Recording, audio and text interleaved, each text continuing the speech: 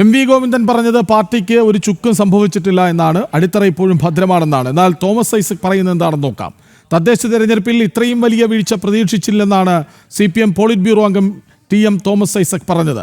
Palestine ഐക്യദാർഢ്യ campaign ശക്തമായി കൊണ്ടുപോകുമ്പോഴും ന്യൂനപക്ഷം ഇടതിനോട് അകലുന്നുവെന്നും Thomas Isaac പറയുന്നു.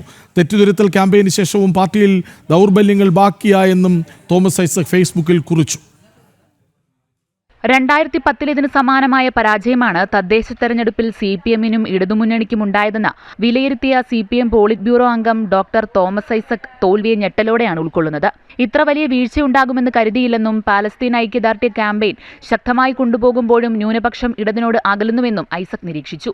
ഇടത് ഹിന്ദുത്വത്തെ സംബന്ധിച്ച ന്യൂനപക്ഷങ്ങൾ തെറ്റിദ്ധരിക്കുന്നുവെന്നും പലരുടെയും വ്യാഖ്യാനങ്ങളിൽ ന്യൂനപക്ഷം വീണുപോകുന്നുവെന്നും അഭിപ്രായപ്പെട്ട ഐസക് ന്യൂനപക്ഷങ്ങൾക്ക് അകലാൻ എന്തേലും വീഴ്ച പാർട്ടിക്കുണ്ടായിട്ടുണ്ടോ എന്ന് പരിശോധിക്കണം. CPM-ന്റെ രാഷ്ട്രീയ കാഴ്ചപ്പാടിന്റെ സുപ്രധാന കേന്ദ്രഘടകം ന്യൂനപക്ഷ സംരക്ഷണമെന്നും തോമസ് ഐസക് ചൂണ്ടിക്കാട്ടി.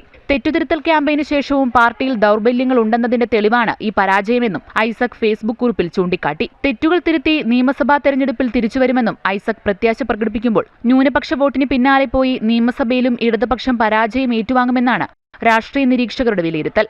ജനം, ആലപ്പുഴ.